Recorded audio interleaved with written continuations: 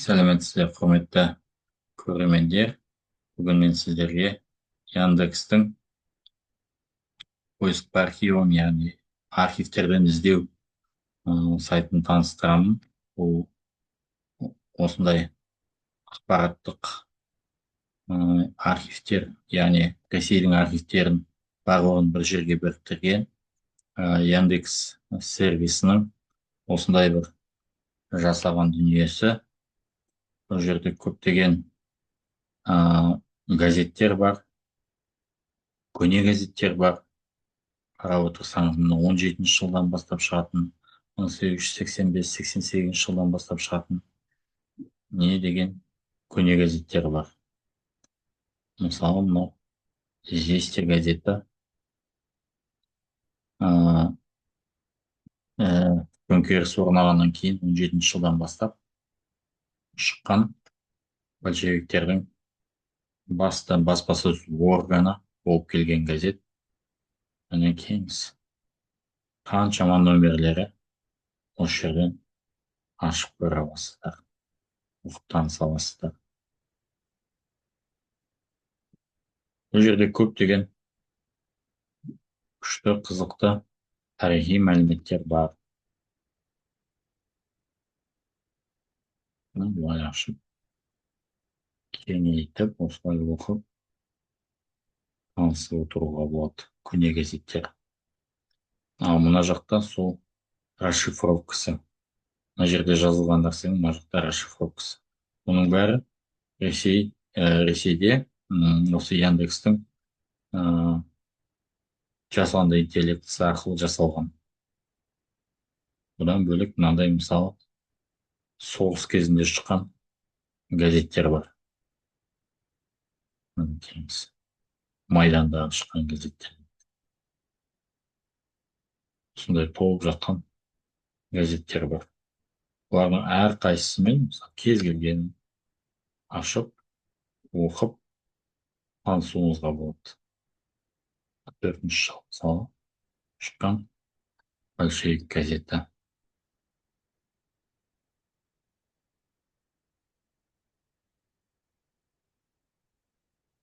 Олар оқып, таныссаңыз болады. Көрдіңіз бе? Одан бөлек тағы да нелер бар. Бұл жерде жаңа айттым, көптеген Ресейдің архивтері бұл жерге өздерінің құжаттарымен бөліскен. Мысалы, Мәскеудің бас архиві 30.260 деломен бөліскен. Барлығы 7.240.408 парақ. Осы сияқты көптеген Ресейдің облыстық және өңірлік архивтері өз мәліметтерімен бөліскен, және бұлардың бәрі қолжетімді.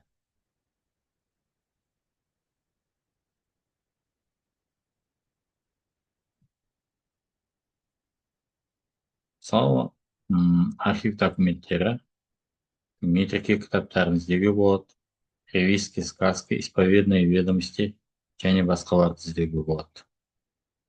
Мысалы, былай деп жазып көрейік. Метрike кітаптарынан дейік.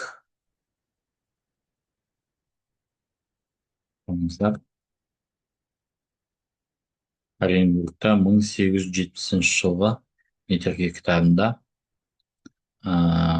Киргиз дейді, яғни қазақ, Торғай облысының дейді, Черкашского рода, Чаукашево отделение дейді, яғни Шеркеш руы, Жауқаш бөлімінен қазақ дейді.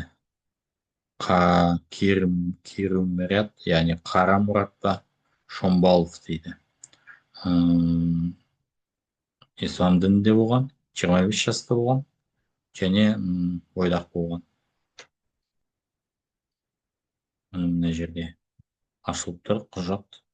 Бұл кісі сол 25 жасында христиан дініне өтіп, Константин деген есімді алған. Шеркеш руы, Жауқаш бөлімінен шыққан. теңіз. Мына жерде кімдер ол кісіні шоқындырды, шоқындырған сол жердегі священниктің аты жазылған. Мына бетте міне көріп отырсыздар, расшифровкасы тұр, тексттің расшифровкасы. Матфей Любомудров деген кісі. Осындай құжаттарды табуға болады. Мына жерде енді көптеген құжаттар бар. Бұхарбай, Қозбақов дейді. Көптеген құжаттар бар, енді бұл жерде қарап отырсаңыздар. Барлығы 14.522 құжат табылды деп тұр. Енді ерінбеген қызыққан адамға осының бәрін кіріп, қарап, көріп отырса болады. Енді мені бұл нәрсені көрсетуде себебі, біздің қазіргі кезде Қазақстанда да архивтердің мүмкіндіктері өте көп. Қазіргі кезде цифрландыру өте маңызды болып тұр. Архивтер цифрландыру жұмысын бастап жатырмыз дейді. Бірақ өкінішке орай ешбірі дәл осы сияқты халыққа қолжетімді болмай тұр. Енді назар қойып тыңдағандарыңызға рахмет.